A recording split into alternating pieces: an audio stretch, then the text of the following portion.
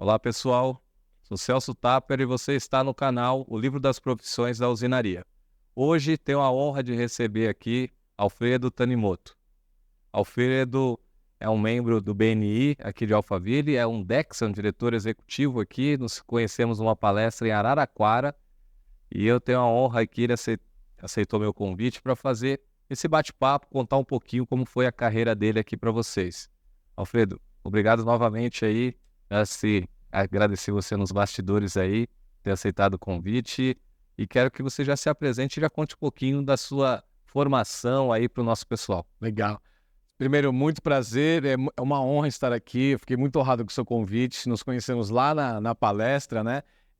Eu sou diretor executivo para o BNI, para toda a região oeste aqui de São Paulo, começa aqui em Cajamar, passa aqui Barueri, Santana de Parnaíba, Osasco, vai até Juquitiba lá embaixo, e eu conheci o BNI há 13 anos atrás, né?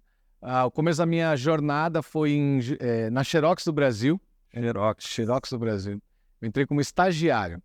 E estagiário, eu era operador de telemarketing lá, né? Mas aí dentro da Xerox, né, eu sempre tive essa veia empreendedora dentro de mim. Dentro da Xerox eu comecei a ter algumas ideias, alguns projetos, e aí rapidamente fui subindo, mudando de departamento. E aí me chamaram para a área de vendas também, daí comecei a vender equipamentos da Xerox, tinha um território, Campinas e região. E aí fiz uma transição de carreira, fui para a área de comunicação mesmo, eu fiz relações públicas, comunicação social.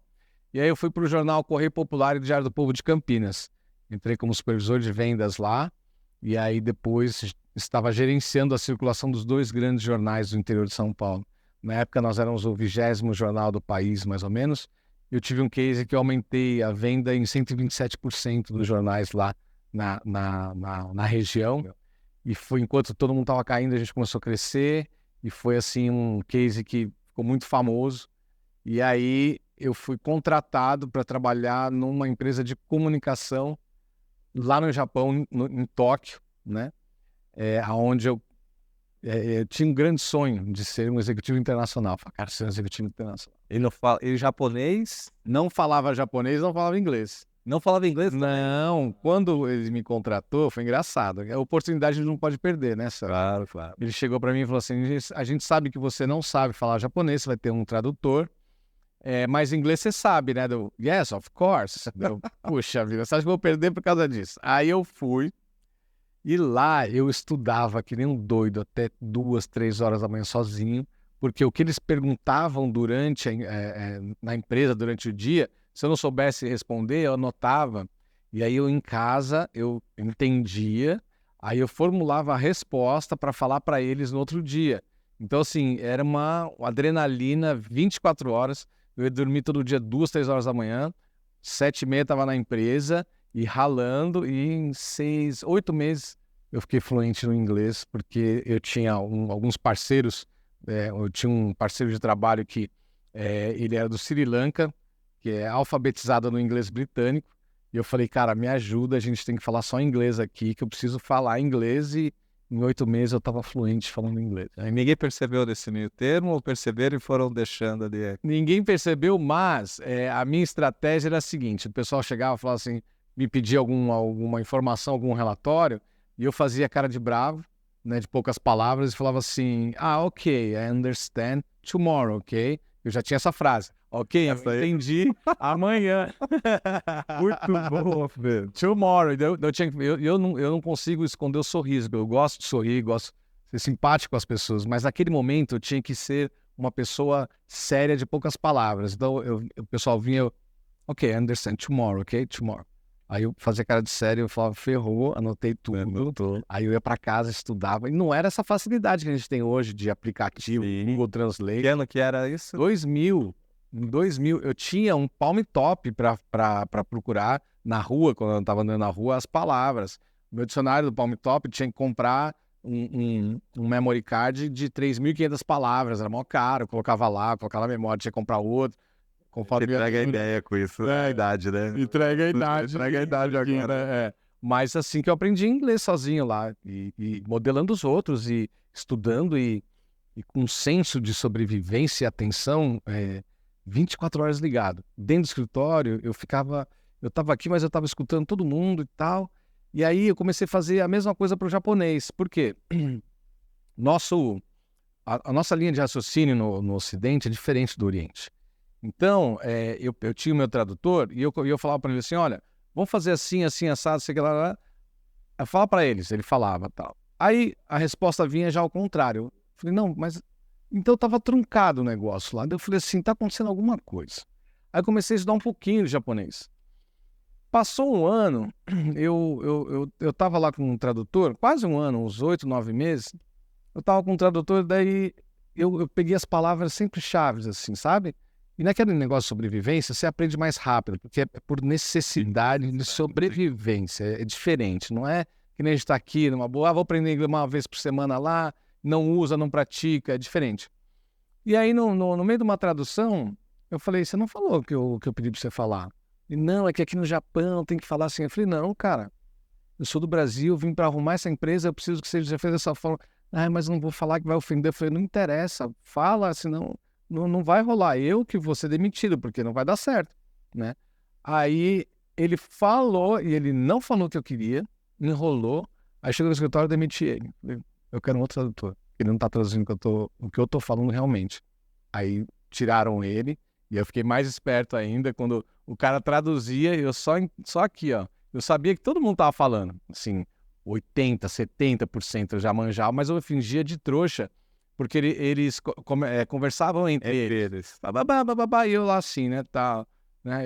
E no escritório também, ninguém sabia que eu sabia bem assim, né? E no escritório escutando conversa de todo mundo lá para saber o que estava acontecendo na empresa, né?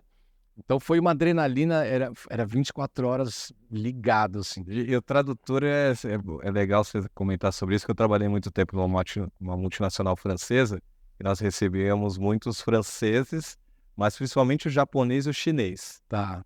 Você falava para ele uma questão para tirar alguma dúvida, porque o inglês de um chinês, de um japonês, Não, o japonês oriental, agora é difícil de entender. é muito difícil. E aí nós conversando, você passava uma atividade, falava, ele falava, né? Falei, não, é impossível você ter resumido tudo que eu falei em 3, 4 palavras. Uma sentença. Não, mas é essa. E aí daqui a pouco é o cara que tá tocando ali a obra, tá fazendo do jeito dele. E aí você passou por essa atividade e aí você contratou outro e aí foi desenvolvendo o seu japonês.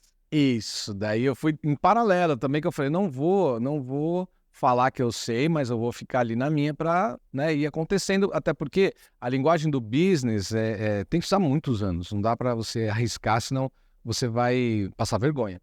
E aí melhorei, recuperei a empresa e 2 anos que eu fiquei nessa empresa, meu contrato era de 2 anos, eu não renovei e eu fiz uma transição de carreira, daí eu fui para uma empresa, uma holding com 7 empresas,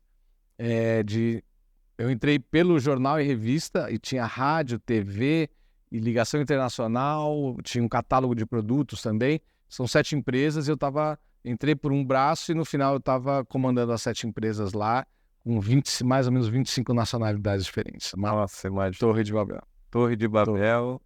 E que bacana você comentar isso, né? Abrir um parênteses aqui, nós estamos na Connect TV, gravando isso, com a revista Empreenda aqui também. Já teve uma conexão ali com a Elaine Gel, né? Nessas histórias de revista, porque não é fácil.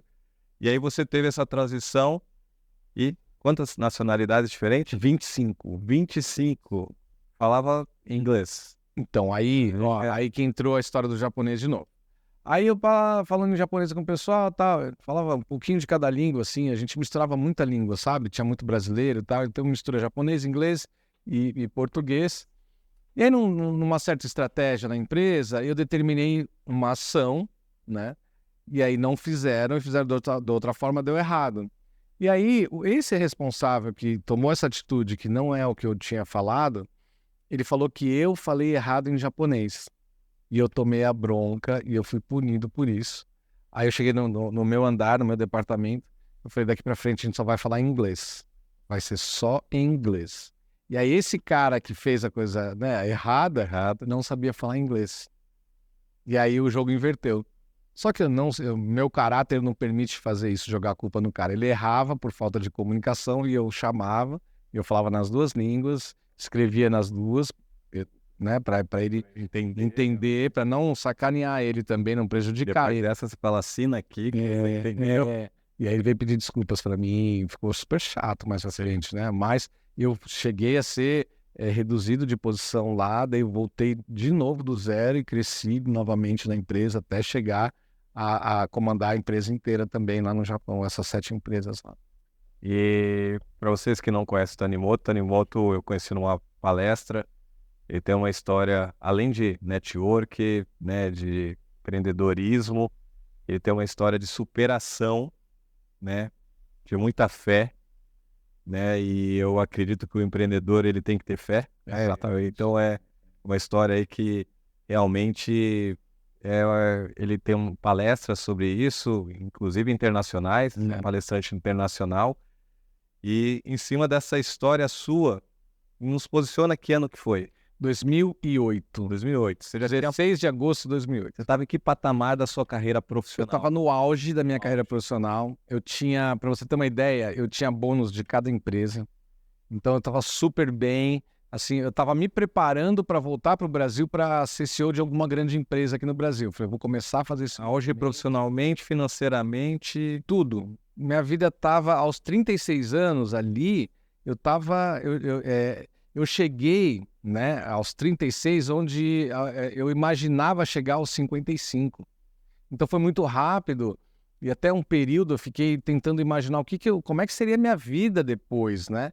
E foi bem nesse momento que eu estava me replanejando ou ir para os Estados Unidos, né? Que era meu sonho ir para os Estados Unidos, mas acabei me decepcionando, porque a cultura japonesa é muito melhor. você vai comparar uma... Daí eu falei, eu quero voltar para o Brasil, porque eu via minha família, meus filhos crescendo, que ficaram no Brasil, meus pais envelhecendo. E eu tenho uma pesquisa no Japão que fizeram que o único povo, né, estrangeiro de lá, que mora lá, que tem vontade, que quer voltar para sua terra é o brasileiro. O resto vai ficar lá, não tá nem aí, não tem esse laço forte que a gente tem. Por isso que a gente tem uma palavra que não existe nas outras línguas, que é saudade. Então a gente quer voltar para o Brasil. Eu queria voltar. Aí eu tinha tomado essa decisão, mas só que eu sempre fui surfista desde os 13 anos de idade. Até porque sua avó... Minha avó é havaiana. Havaiana, né? Minha avó é havaiana. Nem sabia. Meu pai só falou mais tarde. Eu só falou 17, 18 anos. Ele tinha guardado meio um segredo, porque o Havaí era do Japão antes, então ela é japonesa. Sim. Depois que virou... Mas você já surfava já nessa idade, 17? 13 anos. 13 anos. Desde os 13 anos, Aí... Lá na minha terra, lá, ó... Em Santos, Tararé. Tararé. A gente tinha apartamento na Biquinha. Eu ia andando até Itararé e surfava em Itararé. Os doces dali da Biquinha. Então, nossa, muito bom. Aí aprendi a surfar lá, né? Que é uma das melhores ondas que existe, ninguém sabe. É que eu tive lá recentemente, eles falaram que o fundo mudou muito lá. Sim, não é a mesma coisa. E aí, surfando desde os 13 anos, eu estava no Japão. Bem nessa época, eu decidi que eu queria ser surfista de onda gigante. Havaí, aquelas coisas, acho que essa ancestralidade estava chamando, né? Havaí, tal, né? Aí eu comecei a me preparar. Mas o que você acha que te levou a isso? Algum desafio maior, em busca de algo? Tem, assim, né? Querer sempre mais é bom, mas tem um risco. Você sempre, a gente nunca pode parar, porque se você parou, você está caindo. Não existe parar. Sim. Você está caindo.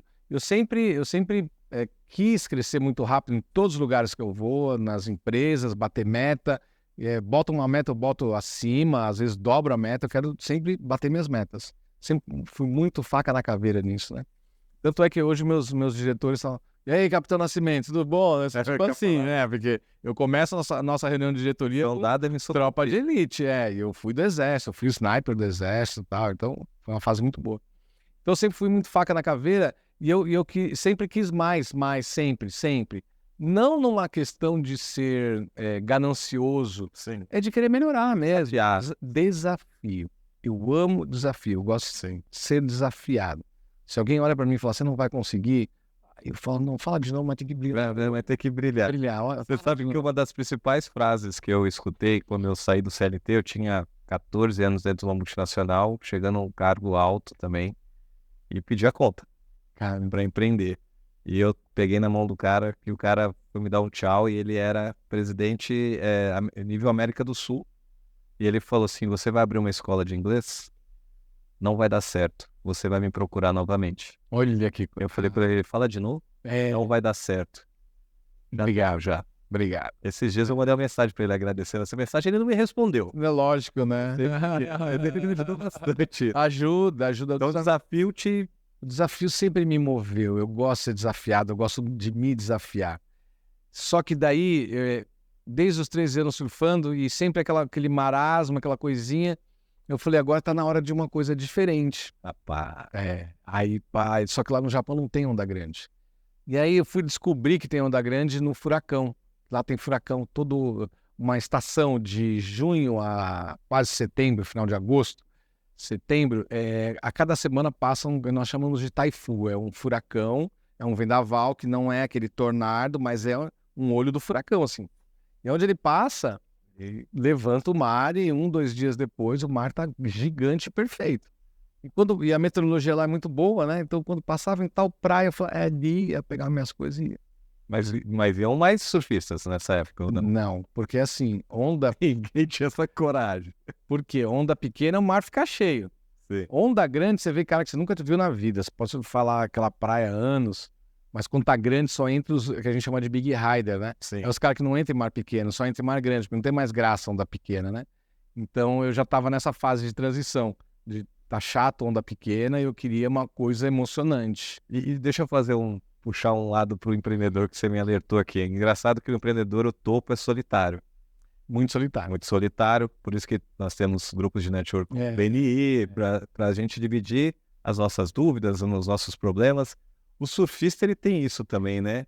Ele é muito legal. Né? É a primeira vez que eu escuto essa analogia e é muito solitário, porque é um esporte onde você vai sozinho, sim, na água, fica todo mundo afastado, cada um tentando pegar a sua oportunidade, que é aquela onda que só você, com muitos anos de experiência, vê um negocinho lá, levantou, fez eu falo, vai, tá vindo pra cá, nessa direção, com vento tal, eu vou ali. Ela vai quebrar ali, então aí todo mundo fica se olhando, se analisando, por que tá indo todo mundo pra lá?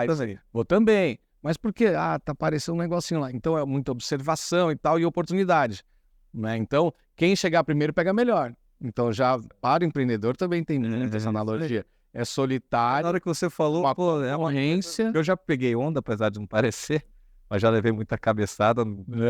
Mas até uma vez que a prancha bateu na cabeça, aquela vez eu falei assim, não sirvo para isso. Mas eu lembro que é uma solidão profunda. E uma competição enorme ali. Uma competição. O localismo. Um bater no outro. Muito, né? Tem uma... É verdade. Aí. Muito boa essa analogia. Eu nunca tinha pensado nisso. Aí usa para palestra. É verdade. E aí você foi pra lá. Aí e aí eu, para entrar, Celso, no mar, Mas já tinha ido outras vezes? Ou foi na... Não, eu comecei a estudar, ver, e a gente via em TV essas coisas, falava, nossa, o time é diferente de remada, de subir, o drop sabe, se você demorar muito e insistir, você leva aquele caldo gigante e tal.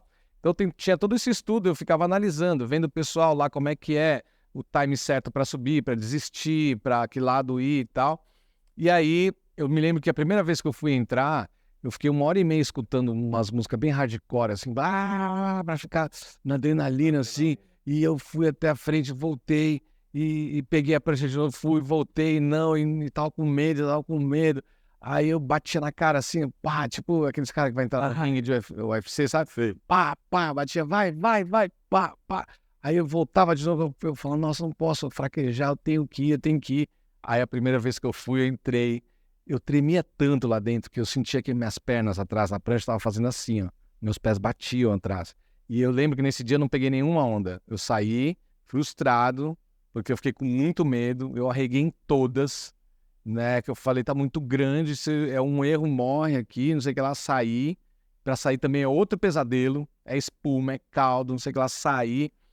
Aí fiquei lá fora olhando e tal, aí voltei para Tóquio e ficava pensando, falei, nossa, fracassei, sabe? Aí fui de novo, aí mesma coisa, tal, entrei, e aí nesse dia eu falei, é tudo ou nada, não tem um certo momento mágico ali, que é o ponto certo, que você, ou você vai ou você desiste, é 1 milésimo de segundo, assim. E se você tomou a decisão de ir, você tem que ir, né? Se você desistir, você vai rolando, o caldo é pior. Se você ir cair, até beleza. Aí eu peguei o ponto certo e dropei a onda e comecei, né, a descer esse ondão, tremi inteiro, assim, adrenalina. E aí no dia 16 de agosto de 2008, né, eu tava num dia desses lá, analisando as ondas. 6 anos aí. Aí eu, na última onda, eu pulei e ela ia fechar, ela tava muito grande, assim, ela ia fechar. Aí eu falei, nossa, tá muito grande, eu vou ter que afundar muito para eu passar por baixo. E ela não me levar, né? E eu consegui sair do caldo. E eu me lembro que eu ainda fiz uma força assim na prancha para pular. Eu pulei. Na hora que eu entrei, que eu passei na água, assim, passou uns 3 segundos, 4 segundos, assim, eu bati a mão no... o meu erro foi ter pulado de cabeça. Eu bati a mão no fundo do mar, numa bancada de areia, veio na minha cabeça e quebrei a C6 e a C7, 2 vértebras aqui. Nesse momento eu parei, parou de movimentar meu corpo daqui para baixo, eu fiquei só piscando embaixo da água, passou um filme, né, em milésimos de segundos na minha cabeça, da minha infância até todas as realizações dos meus sonhos, até os 36 anos, que eu estava super bem. Eu falei, agora eu estou embaixo da água, só piscando os olhos, e eu... Sem movimentos nenhum, daqui para baixo não vou entrar nada. Aí eu falei, eu tenho que sair vivo da água, eu não vou desistir porque a vida é muito linda, eu amo viver.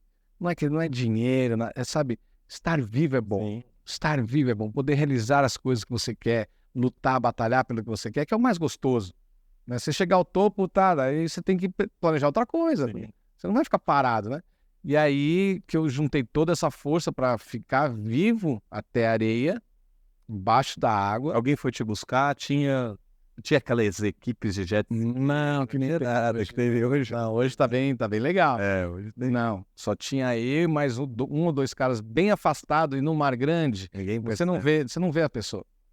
Você não vê. Tem um caso de um havaiano que morreu em Mavericks, que é uma onda famosa nos Estados Unidos, que o pessoal só ficou sabendo no final do dia, cadê o cara? Cadê o cara? Sumiu e depois acharam o corpo dele. Então assim, não dá para ver. E aí eu consegui ficar embaixo d'água durante quase 8 minutos, usando técnica e mente, sabe? Aí quando eu cheguei na areia, eu consegui falar para o salva-vidas que foi o pescoço, ele me resgatou direitinho, para não terminar de quebrar meu pescoço, eu não mexia nada.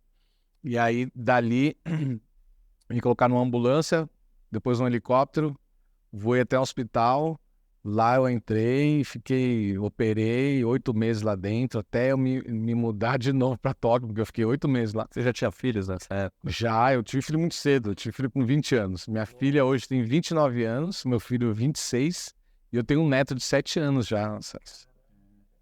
Nem parece, vou olhar só. Quantos anos hoje? 51, vou fazer 52. Acho que foi muito sushi, né?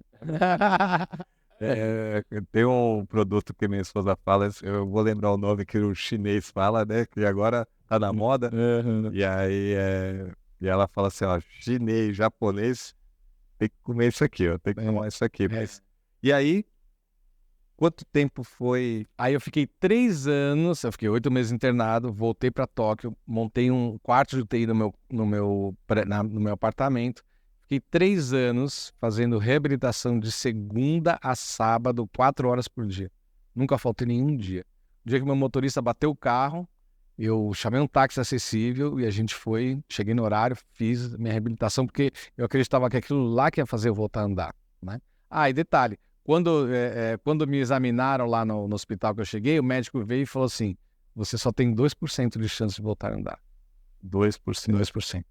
Eu falei, tem 2, tá valendo. Daí eu usei na minha mente, tudo que ele falava, a sorte que eu estava em outro país, eu traduzi ao contrário. Porque palavra tem poder. Se você acreditar, ela entra na tua cabeça e já é. Então quando ele falava, eu já, na minha loucura, parece que eu via saindo da boca dele, aliás, eu fazia com que saísse da boca dele que só tinha 2% de chance de não andar. E eu, obrigado. E ele olhava pra mim e falava, nossa, esse cara é meio doido, né? Eu tô falando uma putz notícia triste, ele tá agradecendo, sorrindo, porque eu peguei aquela verdade pra mim, ao contrário do que ele falou. E aí foi em cima disso que eu consegui, contra todos os diagnósticos, contra toda a expectativa das equipes, enfermeiros, fisioterapeutas, eu consegui reverter esses 2% que virou 98%. Não, é 1%. Quanto tempo demorou até o primeiro passo? 3 anos. 3 anos. A minha longos anos. terapia de dor, de fisioterapia, de frustração, porque você não sentir, você não mexer, é terrível você se sentir incapaz, sabe? Na cadeira de rodas, às vezes você se sente atrapalhando os outros, incomodando, às vezes a cadeira de roda bate no calcanhar de outra pessoa, a pessoa que está te empurrando, cara, é um peso. Então, assim, tem uma série de coisas que se você não controlar bem sua mente, seu emocional, você se acaba ali, né? Tipo assim, eu sou um estorvo, não sirvo pra nada, sabe aquelas coisas, né? Mas foram 3 longos anos.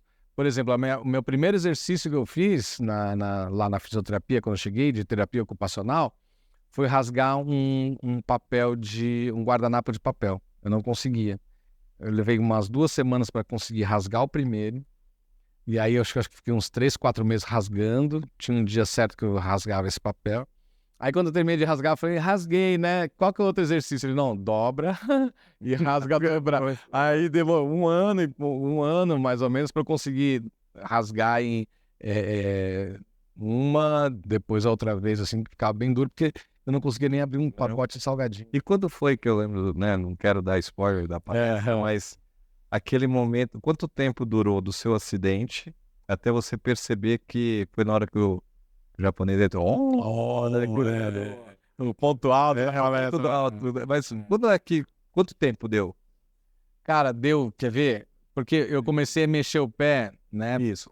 Fiquei 30 dias lá olhando meu pé, eu já estava uns 2 meses internado pro 3º mês, aí eu fiz a mentalização para mexer o pé, e mexer o pé, e aí eu falei assim, eu sem o meu instrumento principal da vida não vou conseguir viver, tem que me matar e não sei o que lá.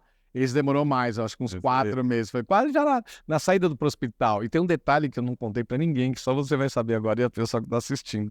Deu uma briga da enfermeira quando eu fui sair com a minha ex-namorada lá, que foi uma briga entre as duas, porque ela falou, você não vai cuidar dele como eu cuido. Olha, Deu um problema com a enfermeira.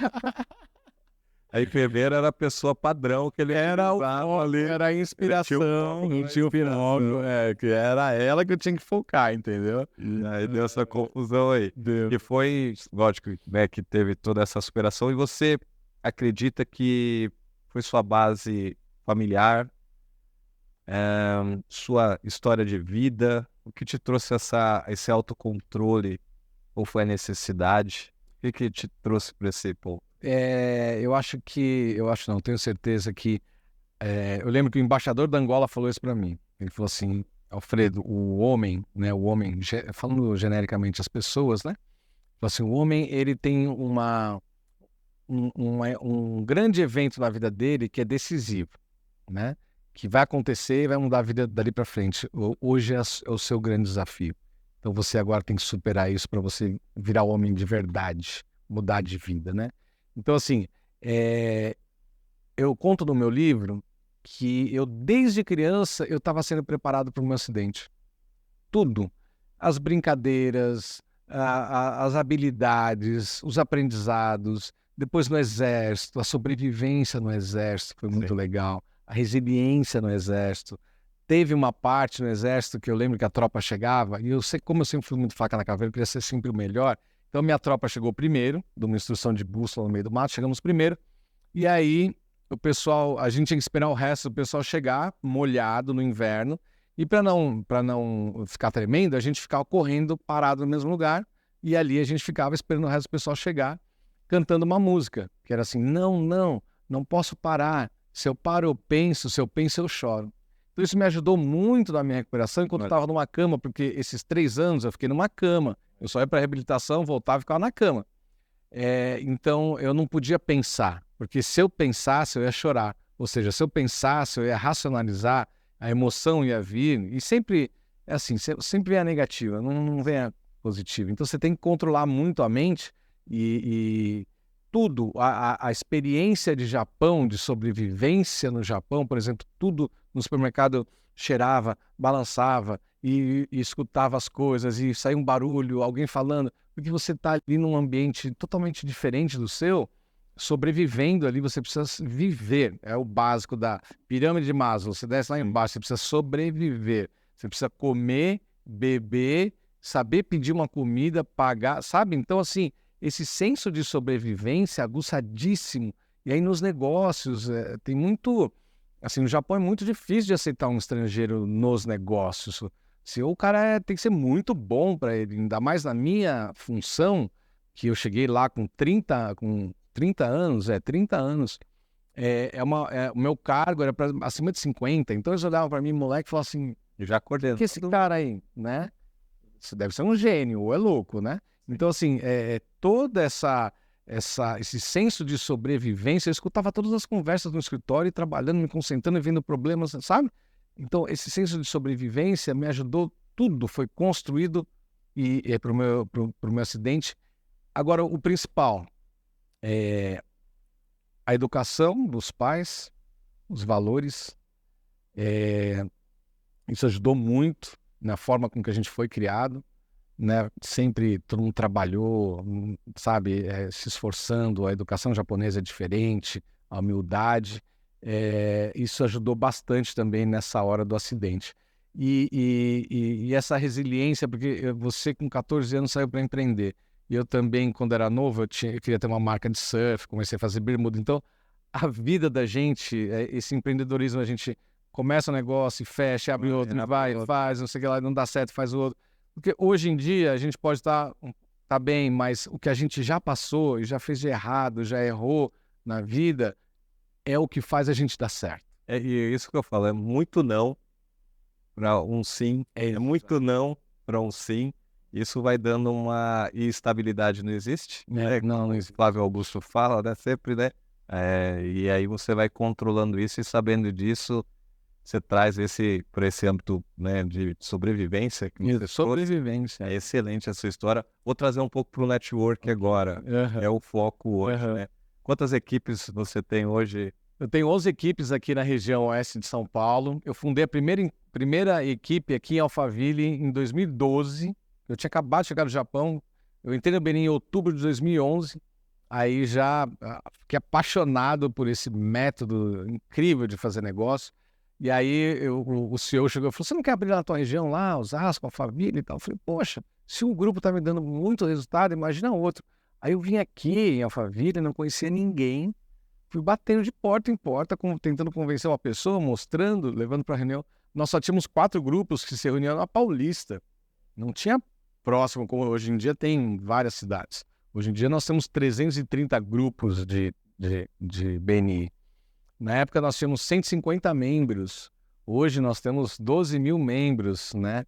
Em 15 anos aí do BNI no Brasil. Só que quando eu cheguei no BNI, eu tinha acabado de chegar de Tóquio, né? 2011, eu cheguei em maio, outubro de 2011 eu entrei no BNI. Quando eu sentei no BNI, que o BNI é o Business Network International, né? Uma organização global com um método de fazer network e negócio através da rede de contato das pessoas. Quando eu cheguei na mesa como convidado, veio tanta coisa na minha cabeça, porque eu tava com a cabeça de Tóquio, que eu tinha acabado de chegar. Tava que nem um estrangeiro aqui no Brasil. E para você ter uma ideia, o Japão, a Alemanha, esses países mais desenvolvidos, Estados Unidos, eles estão há 20 anos à frente, no mínimo 20 anos à frente do Brasil. Em tecnologia, tendência, um monte de coisa. Por que eu falo isso? Porque quando eu cheguei em 2000 lá, tudo a gente já pagava com cartão de aproximação. Máquina de café, táxi, loja de conveniência, trem, tudo se pagava com esse cartão de aproximação. E aqui no Brasil, quando que a gente vai começar a usar cartão de aproximação? Fazer 2019. 2 anos atrás, 3 anos 2020. 20 anos. Então, quando eu cheguei no BNI, eu olhei, eu falei assim, isso aqui está há 10 anos à frente de Tóquio, do que eu vivia em Tóquio, né? Eu sentei na mesa e falei assim, eu não levanto daqui enquanto não me afiliarem aqui. Não, tem um processo, entrevistas, não quero saber, eu faço tudo agora. tô dentro. Mas eu não quero sair daqui se não assinar aqui que eu tô dentro.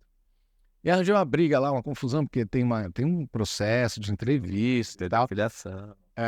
Aí reuniram lá, não, o cara quer entrar e não quer, disse que não vai levantar de lá. Eu falei, não vou levantar daqui enquanto você... Fiz um barraquinho lá, aí fizeram entrevista, tudo. No final do dia o link estava lá no meu e-mail, já paguei e entrei. E aí eu comecei um mundo completamente diferente. Porque dentro da nossa organização é proibido o comissionamento. Então, o interesse genuíno de ajudar um empresário, né, um ajudar o outro, é o que faz a grande diferença no mercado. Por isso que a gente está há 40 anos à frente dos empresários locais. Quem olha de fora acha que existe a comissão, né? Eu acho que é uma pirâmide, alguma coisa errada, porque esse pessoal ajuda um outro, mas... Os meus grupos aqui, quando eu coloco um slide nas redes sociais lá, a regional aqui tem 180 milhões, nos últimos 12 meses, 180 milhões de reais de negócios fechados, gerados entre os membros. Aí eu tenho alguns amigos que eu encontro e falo, nossa, tá ganhando bem, 180 milhões. Eu falei, cara, eu não ganho um centavo disso. São os meus membros que fazem isso. E o mais interessante é que na nossa cabeça não passa 0,0001% de pensamento de pedir uma comissão.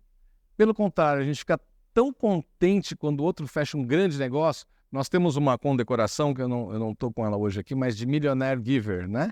Que é o membro que doou mais de 1 milhão, gerou mais de 1 milhão de negócios no grupo, né?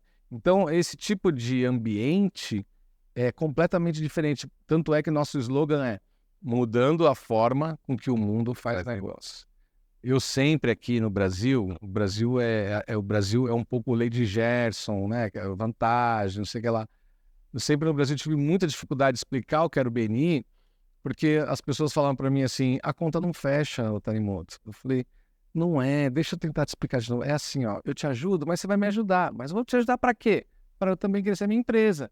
Ah, não, mas quanto você vai me pagar? O meu projeto de TOTS eu trabalhava na TOTS, era 1 milhão, 1,5 milhão. Não, você vai ter que me dar um percentual. Eu falei, não, cara, é diferente. Aqui, assim, o teu ticket médio é quanto? 200 mil? Eu vou te tentar trazer a mesma coisa que você me gerou para a sua empresa. E a sua empresa tem que crescer. Não eu ganhar em comissão em cima de você. Né? Então, é difícil as pessoas entenderem isso. É só estando dentro, vivendo, colhendo resultados. Ô Celso, tem uma coisa muito importante que eu descobri recentemente, que eu fiquei impressionado, que na verdade o Simon Sinek, famoso, fala nas apresentações dele, lá do Comece pelo Porquê, é a teoria da aceitação da inovação. 2,5% da população global entende o que é inovação. O que é isso? Lança o iPhone número X. Aquele povo que são os primeiros, que ficam na fila para comprar o iPhone, são as pessoas que entendem a inovação rápido e primeiro que todo mundo e faz questão de ir lá para ser o primeiro. 2,5%.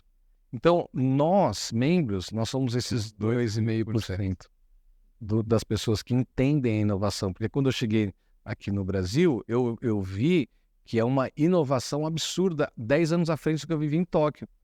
Mas eu explicava para muitos amigos, eles não entendiam. A conta não fecha, por que você vai ajudar? Você não está entendendo. Então, depois de uma certa idade, a gente também fala assim, tá bom. É o que a gente estava falando, né? Tá bom. Consegui, né? Tá bom, obrigado por entender, meu irmão. Não dá, tá dentro da classificação, 2,5% entende, 13,5% só consome depois desses 2,5%, aí tem um abismo, daí tem 35% que são o resto que vem depois. Só que quem chega primeiro bebe água limpa. Lá dentro a gente só pode uma especialidade. Então é um grupo, uma pessoa, uma escola de inglês. Não vai ter duas. Então quem chegou primeiro, entendeu, leva vantagem. E você já palestrou para fora e para o BNI, inclusive, já. Uhum. Conheceu o Dr. Ivan Meisler. Tem um testemunho dele da minha palestra, né? Eu escutei já, o CVO, né? Foi a primeira vez que eu vi o termo CVO. Exato. Eu também. Era CEO, agora já está padrão já, né? Ele começou a primeira vez, visionário. O tema da minha palestra é qual o tamanho dos seus sonhos, porque eu falo sobre as realizações dos meus... O que eu sonhava e o que eu realizei, como eu realizei na minha vida. Eu tinha um sonho de dar uma palestra internacional, um monte de gente, uma palestra em inglês, tinha que ser em inglês. Meu sonho era falar inglês. Né? Aí, eu na minha empresa, eu juntava meus vendedores e fazia o treinamento deles, explicava o produto em inglês. E eu falei, ainda não é o que eu quero, né? Eu quero, uma palestra. Uau! Assim, aí uma vez eu estava bem aqui em Alphaville, na igreja IBM, e eles têm uma estrutura linda, enorme. Aí eu vi assim, eu tava sozinho, nossa, a gente tinha uma reunião lá dentro. Eu peguei minha malinha assim, aí a porta tava aberta, assim, do auditório gigante. Aí eu olhei, eu entrei. Um auditório para 5.000 pessoas. Eu olhei assim aquela tela, uma tela enorme, duas telas aqui assim, e uma horizontal. Eu falei, essa é aquela que fica filmando o palestrante. Eu olhei e falei assim, nossa, um dia eu quero palestrar num lugar assim, cara. Eu saí de lá com aquilo na cabeça. Janeiro, bem de janeiro, finalzinho de janeiro. Aí quando foi em março, me convidaram para palestrar em novembro na conversão global do BNI lá na Tailândia, em inglês. Eu falei, nossa, eu não vou conseguir dormir até lá, né? E aí, pá, treinando, treinei o ano inteiro, que era um TEDx, era 10 minutos só. E aí tá no meu Instagram, e aí eu dei a palestra em inglês lá, e, cara, todo mundo aplaudiu de pé, foi um sonho realizado, assim, a potência 10, que eu não imaginava que seria tão grande assim. E aí o Ivan Meisner, que é o fundador da nossa organização, o cara que é o papa do network dos negócios lá nos Estados Unidos, no mundo, né?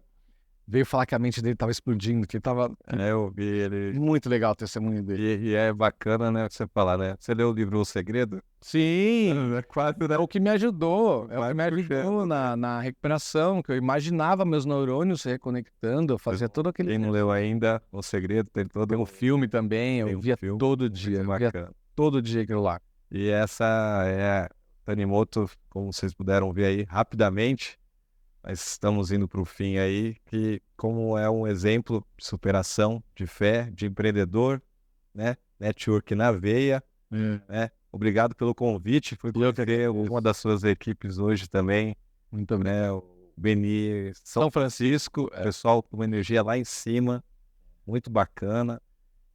Deixa uma mensagem final para o nosso público, né? Para falar, englobando aí network, superação, tudo isso que você pode passar para aí. A vida é um conjunto de tudo isso, né? A vida é um conjunto de trabalho, família, as experiências que a gente dá, as experiências que a gente tem na nossa vida, os erros, os acertos, mas todo esse pacote, os sonhos, as realizações, os patrimônios que nós queremos, é um pacote que o que deixa ele sólido e faz acontecer chama fé, independente de qualquer religião.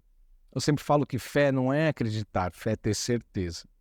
Quando me tiraram da água, eu tinha certeza que seria o caso que a medicina não explicou. Eu tomei uma decisão ali, mesmo que até hoje eu estivesse na cama tentando, eu tomei uma decisão e eu falei, eu serei o caso que a medicina não explica.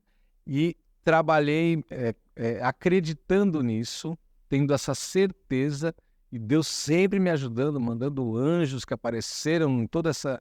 Na minha vida inteira, eu sempre tive anjos que me ajudaram e apareceram na minha vida. Então, para você empreendedor, tome uma decisão. Se você quer vencer na vida, você quer ter sucesso, primeiro você tem que estar decidido. Não é vou tentar, é vou fazer. Quando você foi desafiado, você tinha certeza que você ia vencer. Então, assim, se você está se desafiando, tome uma decisão. Se você vai, não olha para trás, não muda de objetivo, vai e tenha fé, porque quando você tem a fé, essa certeza, não tem como dar errado. Nada é rápido, pode demorar muito tempo, mas você vai conseguir. Então eu sempre carrego isso comigo. Uma vez eu estava indo fazer o lançamento do meu livro em Aracaju, perdi o horário, o Uber errou o caminho, perdi o horário do check-in do voo, e eu com uma mala desse tamanho de livro, eu cheguei lá e falei assim, eu sei que eu não vou poder despachar, como é que essa mala chega pro evento hoje à noite comigo? Ela falou, cancela sua passagem e não vai poder. Aí eu voltei na loja e falei assim, e aí, como é que eu faço? Me ajuda aí e tal, né? Antes de entrar na loja, tinha 2 caras parados, aí eles falaram assim, ó, faz o seguinte, se você entrar, eles vão cancelar, você não vai chegar hoje lá com isso aí, não. Vai na fé. Pega essa mala, entra, que ninguém vai perceber e você consegue chegar lá na porta do avião, você despacha lá de cima. Eu falei assim, cara, na entrada eles já ficam reclamando com as malinhas, colocam no gabarito, e né, eu tenho muita fé, eu acredito muito em Deus. É uma coisa que eu tenho uma certeza absoluta que tá olhando, tá cuidando de mim. Aí eu peguei essa mala e fui. Eu entrei, ninguém olhava a mala, eu tava indo pra mala. Aí na hora do raio-x, eu não posso pegar peso por causa do meu acidente, me ajuda aí, o cara pegou a mala e colocou em cima do raio-x, quase não cabia lá dentro. E foi passando e eu olhava as pessoas, eu, tipo assim, vocês não estão olhando o tamanho dessa mala e passando assim. Aí chegou lá, tirou minha mala assim, eu andando no aeroporto com aquela mala gigante. Meu, segurança e olhar e falar, não pode, né? Aí quando eu cheguei na porta do avião, já estava começando o embarque, a mulher veio, o senhor quer que despache sua mala? Eu falei, vou tomar uma bronca agora, né? Aí ela pegou a mala, não, eu despacho, pode deixar. E saiu com a mala, eu falei, gente, ninguém viu o tamanho dessa mala. E ela foi. Então a fé é isso. Não é acreditar, é ter certeza. E eu consegui embarcar, cheguei lá, fiz o lançamento, foi tudo bom. Então, empresário, acredite, tenha certeza que você vai vencer. Porque senão nem entra no jogo. Se você não está decidido e não tem essa fé, não entra. Tem um momento certo para entrar no jogo. Senão você vai entrar e vai se frustrar. Então, dá um passo para trás, né? Se prepara, tome uma decisão e vá com essa certeza que não tem como dar errado. Não tem como dar errado, Celso. Alfredo, pô, muito obrigado. Uma experiência aqui impressionante. Já conheci um pouco da história, agora se aproximando mais. Conta comigo se precisar de Você algo. também, nossa. Eu vou usar seus contatos, vou vir aqui, que adorei vir aqui na região, né? E muito obrigado, tenho certeza que você vai ajudar bastante pessoas aí do nosso canal. E você que esteve aqui até agora, muito obrigado por participar do canal Usinaria.